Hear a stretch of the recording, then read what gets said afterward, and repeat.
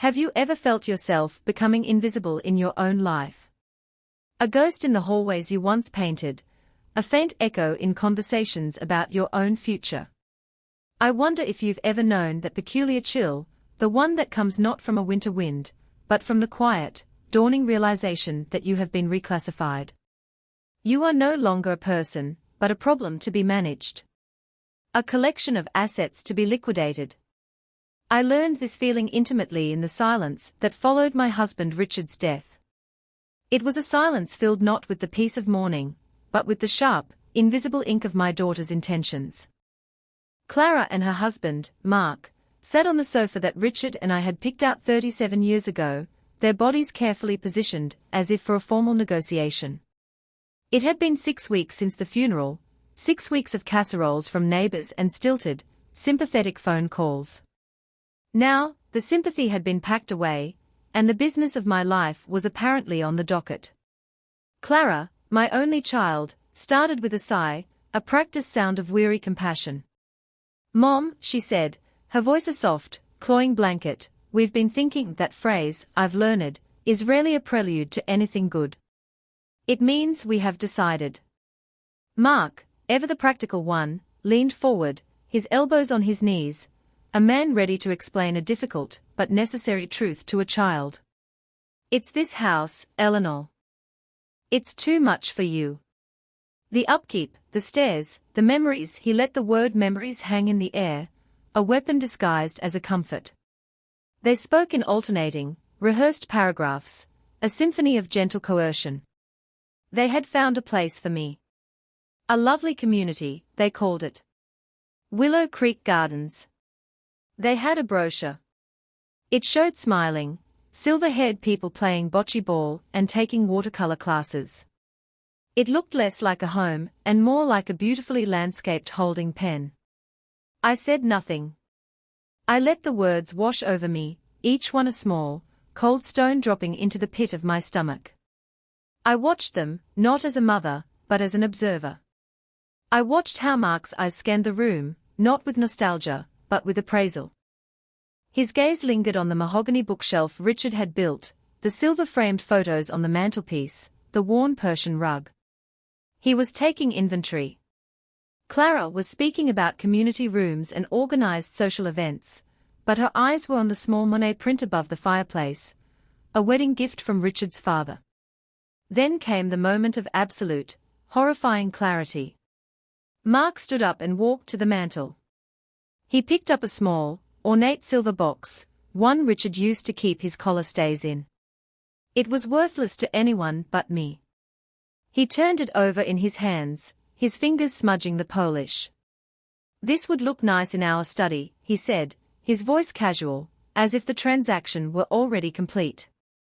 He wasn't asking. He was claiming a spoil of war.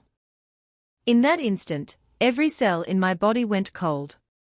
It was the quietest, most violent theft I had ever witnessed. And as I sat there, nodding, making noncommittal murmurs, a single, secret thought blazed in my mind, a beacon in a sudden storm. 2 weeks prior, Richard's lawyer, a kind, old man named Mr. Abernathy, had sat with me in his dusty office. After explaining the will, the house, the car, the joint accounts, all left to me as expected, he had pushed another, thinner folder across the desk. "Richard was a very meticulous man, Eleanor," he'd said. "He set this up years ago. A separate portfolio. Entirely in your name. He wanted you to have something that was just yours. No one else needs to be privy to the details." At the time, I had barely registered it, lost in the fog of fresh grief. I hadn't mentioned it to Clara. I hadn't seen the need. Now, sitting on my own sofa, being neatly packaged away with my memories, the relief I felt at that omission was so potent it almost made me gasp. It was a terrifying, animal instinct for survival. I had kept a secret. And in that moment, I knew, with a certainty that chilled me to the bone, that this secret was the only thing that would save me. After they left, closing the door behind them with a soft, final-sounding click, the silence they left in their wake was different. It was no longer the quiet of a house in mourning. It was the hollow, ringing silence of an empty battlefield after the first volley has been fired. The air tasted of their unspoken assumptions, of their polite, ravenous planning. I stood in the living room for a long time, unmoving, feeling the ghost of their presence on the furniture, in the air. The brochure for Willow Creek Gardens lay on the coffee table, its glossy surface catching the fading afternoon light. It was an insult in four-color printing. I began to walk through the house, my house, but my feet felt strange on the familiar floorboards, as if I were a trespasser. I was seeing it all through their eyes. The slight scuff on the baseboard by the stairs wasn't a memory of a 10-year-old Clara learning to ride her tricycle indoors. It was a demerit, a point off the final sale price. The faint water ring on the side table wasn't from a forgotten glass of lemonade on a hot summer day, it was a flaw in the inventory. My life's cherished patina had been recast as neglect. Every object I touched seemed to echo their conversation. The heavy, velvet curtains Richard loved. So dated, I could almost hear Mark whisper to Clara. The garden, my sanctuary, where I had coaxed roses from the stubborn clay soil. A liability, I imagined him calculating, too much work I retreated into memory, but it was no longer a comfort. It had become a gallery of evidence.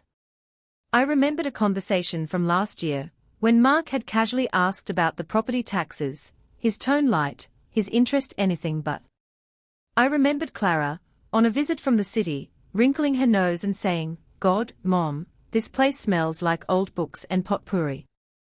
We should get you an air purifier."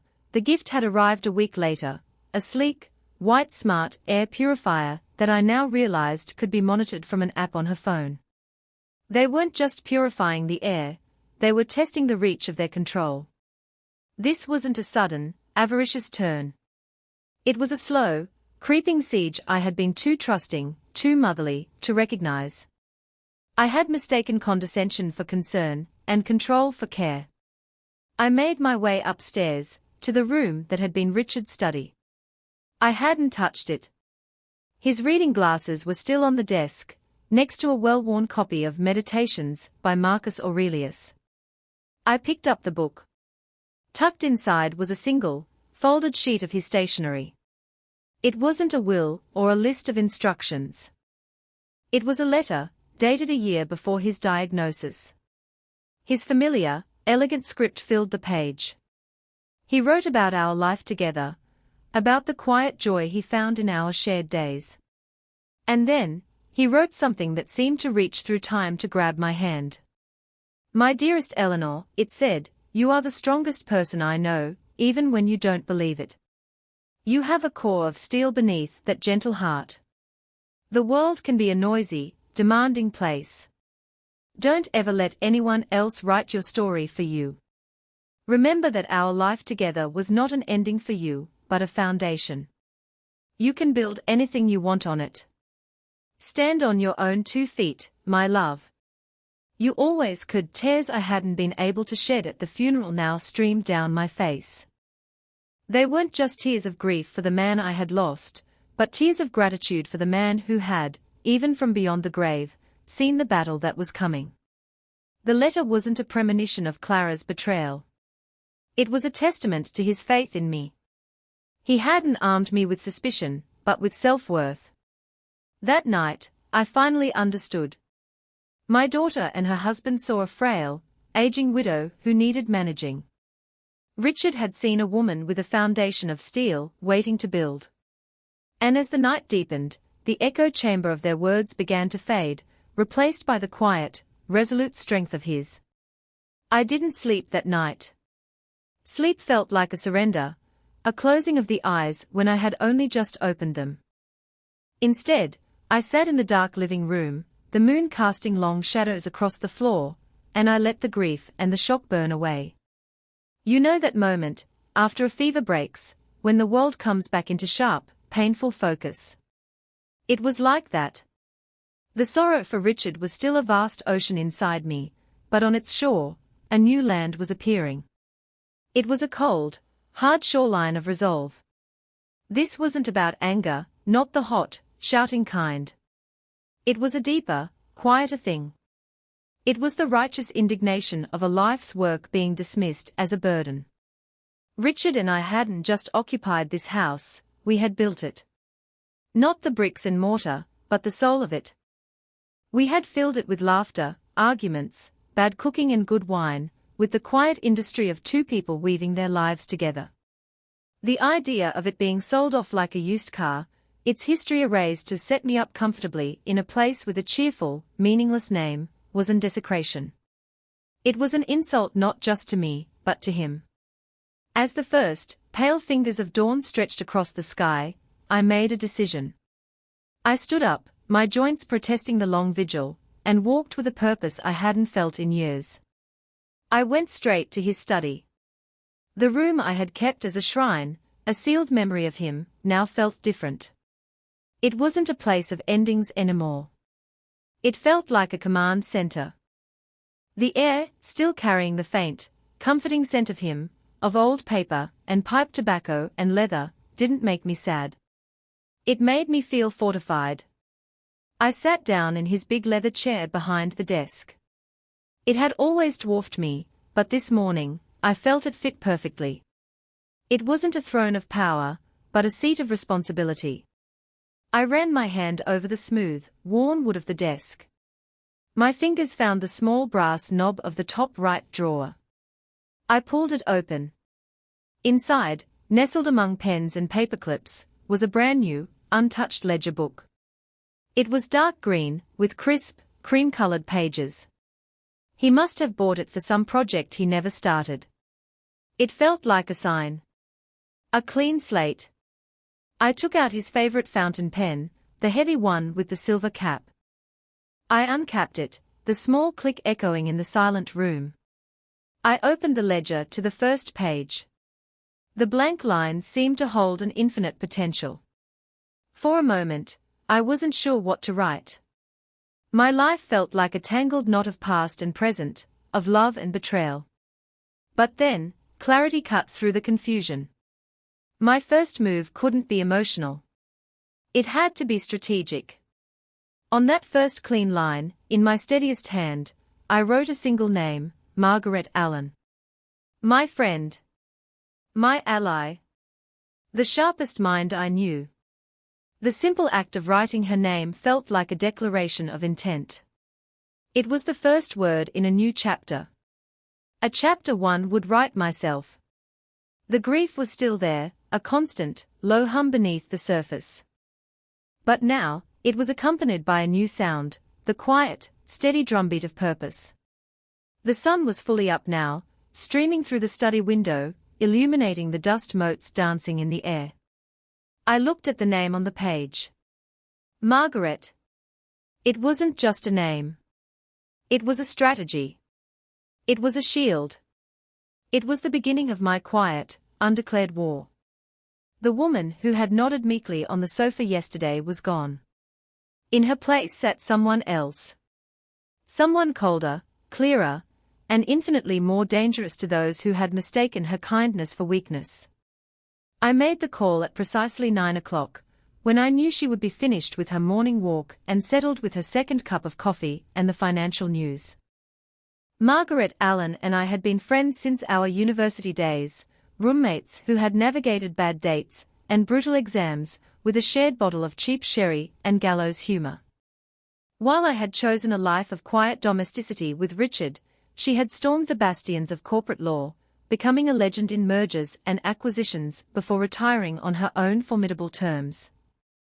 Her mind was a fortress of logic and foresight, and right now, that was the only sanctuary I trusted. She answered on the second ring, her voice as crisp and clear as ever. Eleanor. It's good to hear your voice. I didn't waste time on pleasantries. I told her everything. I told her about the visit from Clara and Mark, about Willow Creek Gardens, about the look in their eyes as they inventoried my life. I told her about the silver box.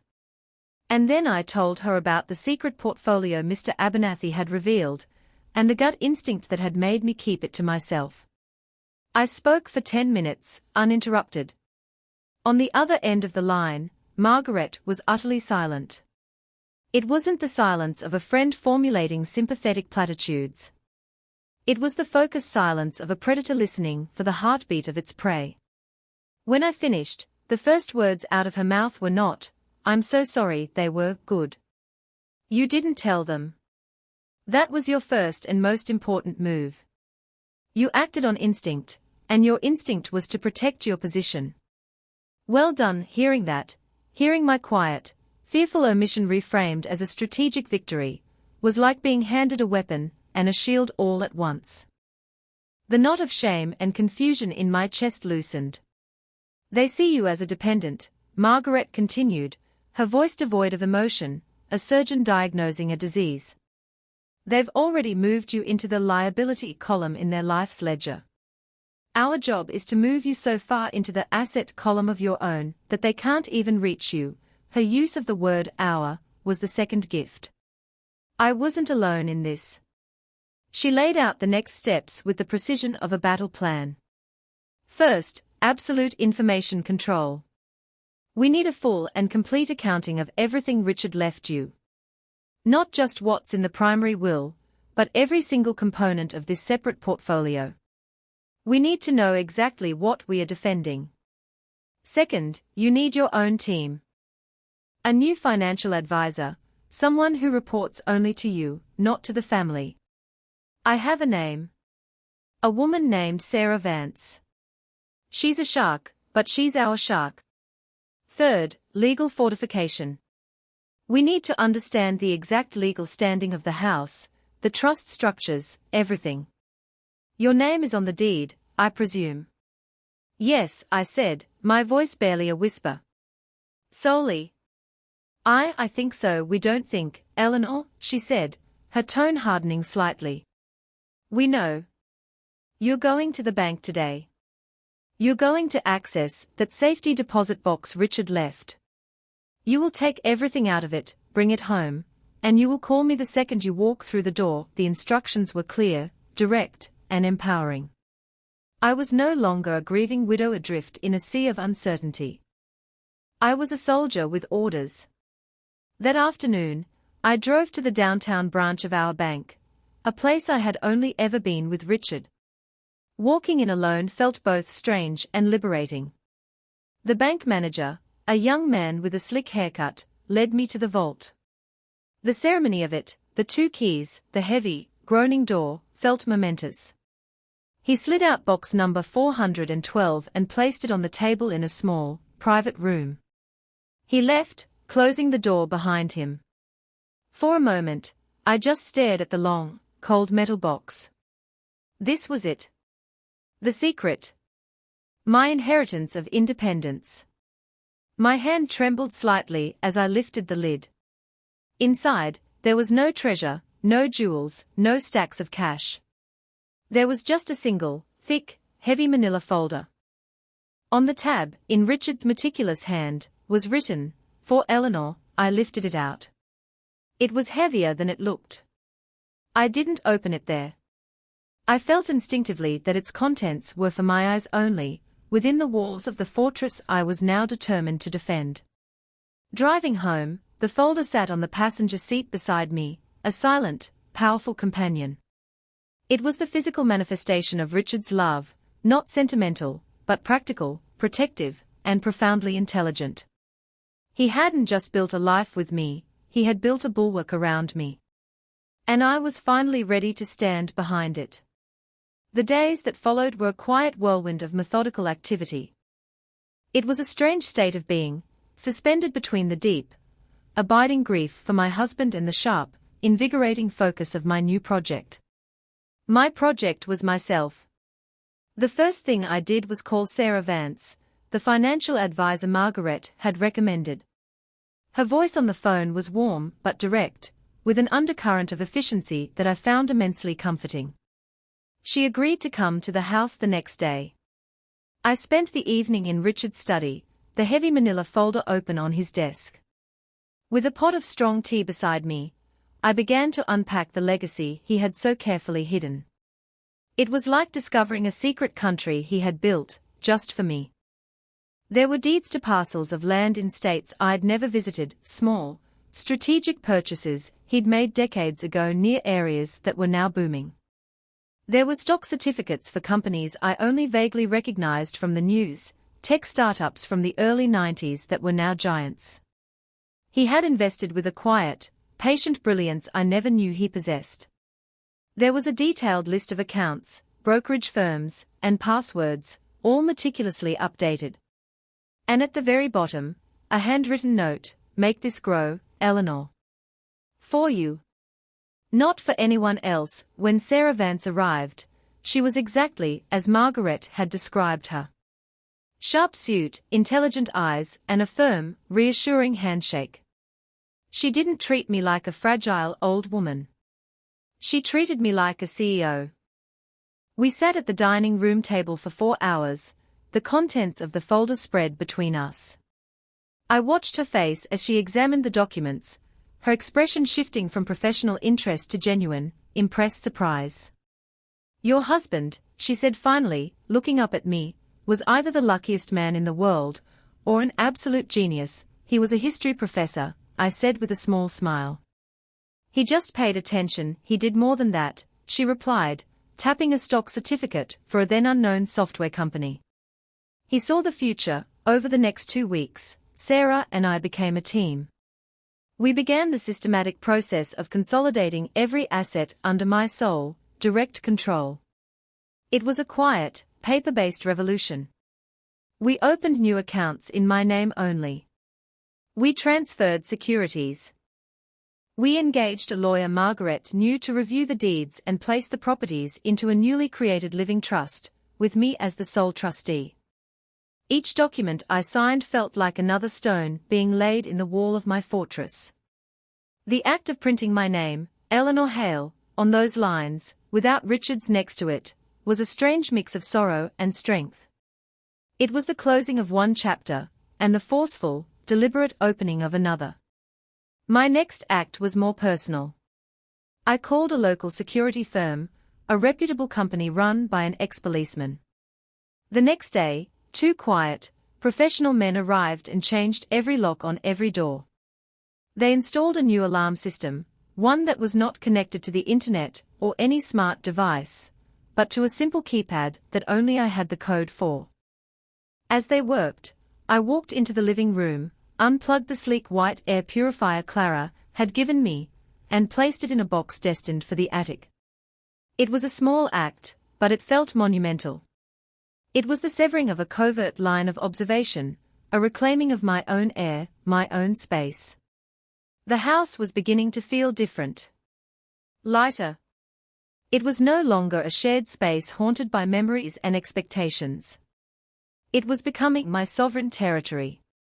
My base of operations. And I was its undisputed commander. The calls from Clara continued, but their tone began to change. The cloying sympathy was thinning, wearing away to reveal the impatient irritation beneath.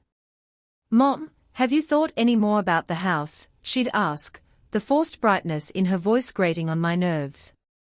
"We saw that a unit just opened up at Willow Creek. It has a view of the pond." I learned to master the art of the placid, non-committal response. It became my shield. "I'm still weighing my options, dear. It's a big decision. I don't want to be rushed." The lie was a necessary armor. With each conversation, I felt a pang of loss, not for the daughter who was on the phone, but for the daughter I had believed I had. The one who would hold my hand, not try to force it. But that grief was a luxury I couldn't afford. It was overshadowed by the grim necessity of my own defense. I spent hours on the phone with Margaret, who had become my drill sergeant in the art of quiet confrontation. She coached me, running through scenarios. "When she says, 'You can't manage on your own,' what do you say, Eleanor?" I say, "My affairs are in order." "Good." "When Mark says, 'We are worried about your financial security,' what's your line?" I say, "Thank you for your concern, but my financial situation is secure." "No emotion," Margaret would remind me relentlessly. "No justification. No anger. You are not asking for permission. You are a mountain. They can try to chip away at you, but you do not move. Your lines are statements of fact.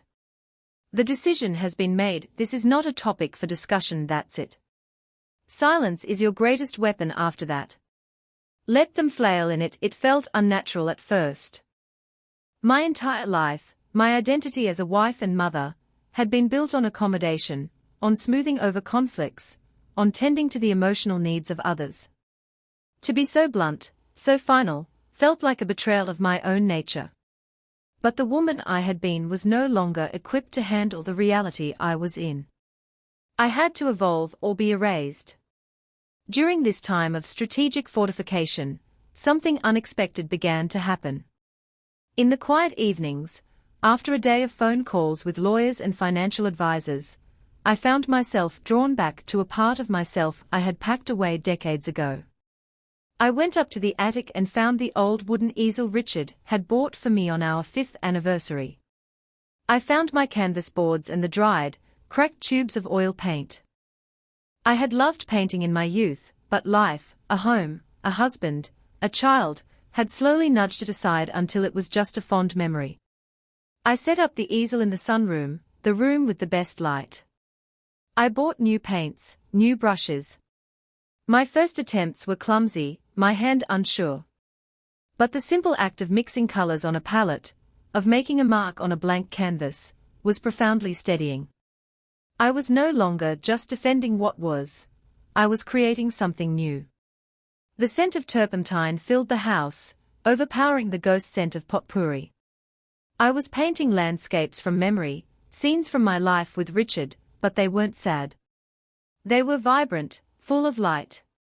I was reclaiming my own history, not as a set of static memories to be mourned, but as a living source of strength. Each brushstroke felt like an act of defiance. I was proving to myself that my life was not over. It was not a finished canvas to be auctioned off. There was still color left to add, a whole new composition waiting to emerge. I was learning to be the artist of my own life again, not just the curator of someone else's. The day of the inevitable confrontation arrived without warning. It was a Tuesday afternoon. I was in the sunroom, dabbing at a canvas, when the doorbell chimed its new, sharper tone. I looked through the peephole and saw them on the porch, Clara and Mark. They hadn't called. This was an ambush. In Mark's hand was a glossy, professional-looking folder. I recognized the branding from the brochure.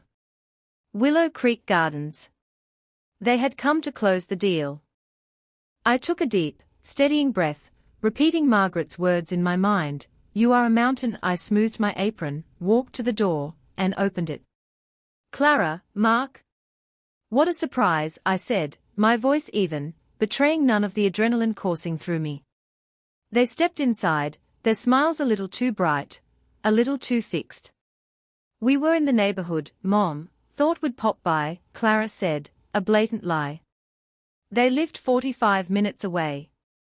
They sat on the sofa, the same sofa as last time, but this time, I didn't sit in my usual armchair opposite them. I remained standing for a moment, letting them settle. Then, I went to Richard's study and wheeled his large leather desk chair into the living room, positioning it directly across from them. I sat down. The silent shift in power dynamics was immediate. I was no longer in the soft, accommodating armchair. I was in the seat of authority. Mark placed the folder on the coffee table and slid it towards me. "Mom," he began, his voice taking on the patient, explanatory tone I now despised, "we've gone ahead and had a proper consultation with the folks at Willow Creek. We've put a deposit down on a lovely corner unit for you. It's fully refundable, of course, but the best ones go so quickly." Clara chimed in, her voice a soft melody of manipulation. "It's perfect. There are no stairs, they handle all the meals and cleaning, and there's a 24-hour medical alert system. And selling this house, especially now, in this market, would generate a substantial nest egg. You wouldn't have to worry about a single thing, ever again." They had it all planned. My entire future, neatly contained in a glossy folder. I let them finish. I listened to their entire, well-rehearsed pitch without interruption. When they were done, an expectant silence filled the room. They were waiting for my gratitude, my relief, my compliance. I leaned forward slightly, placed my hands on the arms of Richard's chair, and looked directly at my daughter. "Thank you both for your concern," I began, my voice quiet, calm, and utterly resolute. "But it won't be necessary," Clara's smile faltered. "What do you mean, Mom?" "I mean," I continued, my gaze unwavering, "that I have made my decision. I will be staying here, in my home." Mark gave a short, condescending laugh. "Eleanor, we've been over this. The upkeep, the financial burden. It's just not practical for a woman in your position, my position." I asked, letting the question hang in the air for a beat. "I have met with a financial advisor. My finances are perfectly sound. In fact, they are more than sound." Clara stared at me, her brow furrowed in genuine confusion. "What financial advisor?" "Dad handled everything." "Yes, he did," I said. "And he handled it magnificently. The matter is settled. My decision is final. This is not up for discussion." The change in the room was palpable. The air crackled. Their masks of loving concern dissolved, evaporating to reveal the raw frustration and disbelief beneath. Clara's face flushed. Mark's jaw tightened, a small muscle twitching in his cheek. It was the first time I had ever seen his polished composure crack. "I don't understand," Clara stammered, looking from me to Mark and back again. "This is what's best for you. You have decided what you think is best for me," I corrected gently. "But I am the only one who gets to make that determination. I am not moving. I am not selling this house." I didn't raise my voice. I didn't present bank statements or stock certificates. I didn't need to. I simply presented them with the unassailable fact of my own agency. The silence that followed was the loudest thing I had ever heard. It was filled with their thwarted plans, their baffled anger, and the stunning, undeniable truth they were now facing. The frail, compliant old woman they had intended to manage was gone. In her place sat a stranger, their mother, the queen in her own castle, immovable and in complete control. The game was over. They just hadn't known we were playing. In the weeks that followed the confrontation, a profound quiet settled over my life. The phone calls from Clara ceased. There were no more pop-in visits, no more brochures left on the coffee table. The silence was not awkward or tense, it was clean. It was the sound of a space that had been cleared of unwanted debris. I was alone in my house, truly alone for the first time, and I discovered I was not lonely. I was free. But with this freedom came a new question. The vast resources Richard had left me, the fortress I had built to protect them, what was it all for? I had won the battle for my own sovereignty, but what was the purpose of the kingdom? The money couldn't just sit in accounts, a monument to a private victory. That felt sterile, meaningless. It had been a tool for my protection, but now, it needed to become a tool for creation. It was Richard's legacy, and now it was my responsibility to give it a voice. I thought about him, about the man beyond the history professor and the savvy investor. I thought about his hands. He was always building something, fixing something, crafting something. In his workshop, he wasn't just a man of ideas, he was a man of skill. He loved the integrity of wood, the heft of a well-made tool, the quiet satisfaction of creating something beautiful and functional from raw materials. That was his truest self. And that, I decided, would be his legacy. I called Margaret and Sarah Vance. I told them I wanted to start a foundation. Not a massive, impersonal charity, but something focused, something with a soul. Something that Richard would have loved. We spent the next month working with a team of lawyers and accountants. We drew up charters and mission statements. I pored over the details, not as a passive benefactor, but as an active founder. The work was complex and invigorating.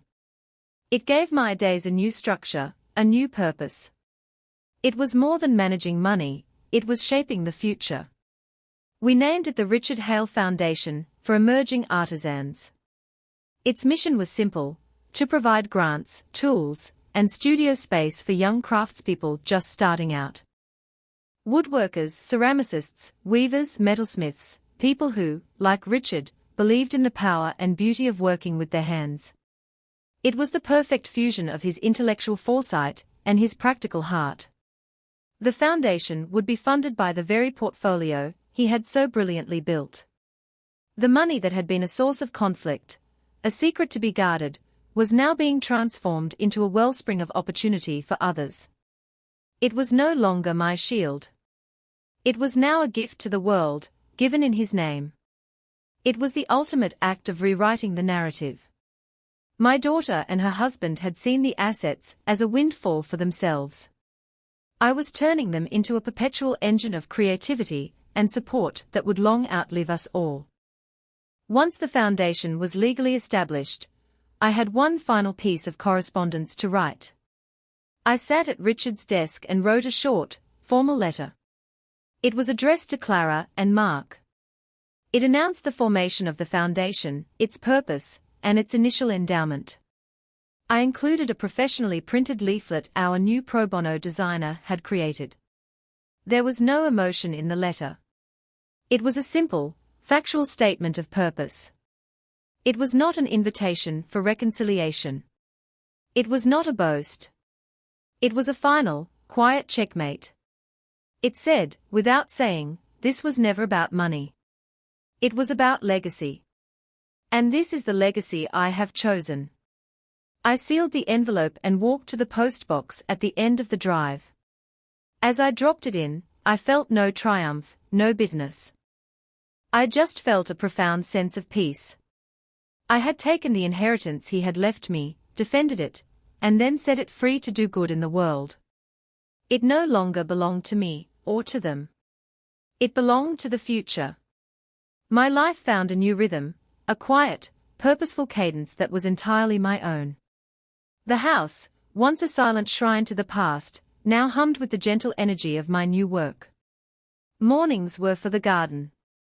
I found a deep satisfaction in the physical work of it, in plunging my hands into the cool earth. I tore out the overgrown, thorny bushes that had crowded the flower beds for years, a task I'd long put off, and planted rows of lavender, bee balm, and daisies. I was weeding out the old resentments and planting for a future filled with simple beauty. It was a living metaphor for the work I was doing on myself. The afternoons were for the foundation. Richard's study was now my office. The old leather ledger, once holding only Margaret's name, was now filled with the names of hopeful applicants, with budgets and project proposals. I read their stories, their dreams of building a kiln, or buying a professional-grade lathe. I saw Richard's passion reflected in their words. I assembled a small board of directors: Margaret, Sarah Vance, a retired art professor, and a local gallery owner. Our meetings, held around my dining room table, were lively, focused, and full of laughter. I was no longer the quiet matriarch, the accommodating hostess. I was the chairwoman. I learned to speak with a quiet authority I never knew I possessed, guiding discussions, asking sharp questions, and making decisions with a clarity that sometimes surprised even me. The first round of grants we awarded was one of the most joyful days of my life. I signed the checks myself, my hand steady, my heart full. I was not just dispensing money, I was investing in passion. I was honoring my husband in the most meaningful way possible. The house itself changed. I took down the heavy drapes and let the sunlight flood in. I rearranged the furniture, not for entertaining guests, but for my own comfort and purpose. I turned a spare bedroom into a proper painting studio, the scent of linseed oil and turpentine a constant, pleasant presence. My canvases grew larger, my colors bolder. I was no longer just recreating memories, I was inventing new worlds. My relationship with Clara settled into a kind of peaceful, distant formality. She sent a generic card for my birthday. I sent one for hers. We spoke on the phone once, a brief, stilted conversation around Christmas. She asked what I was keeping busy with. I told her about the foundation. Her response was a single, flat, "Oh. That's nice." There was no curiosity, no warmth. The vast emotional chasm between us was now a settled fact of our lives. I felt a whisper of the old sadness for the relationship I wished we had, but it was fleeting. I had built a new family of sorts, a family of friends, colleagues, and the anonymous young artisans whose lives I could now touch. I had Margaret and Sarah, my trusted allies. We had a standing coffee date every Friday, our conversations ranging from portfolio performance to the best new fertilizer for my roses. We were three women in the autumn of our lives, not fading into the background, but standing firmly in the light, masters of our own making. I had found a peace that was deeper than simple contentment. It was the peace that comes from purpose, from knowing your own worth, and from having the courage to live a life that is authentically your own. I sit on my porch now, in the cool of the evening, watching the last of the sun's fire bleed into the twilight sky. The air is sweet with the scent of the night-blooming jasmine I planted last spring. This has become my favorite time of day, a time for quiet reflection. A time to take stock. I think about the woman I was just a year ago, huddled in a shroud of grief, feeling herself dissolve into the wallpaper of her own home.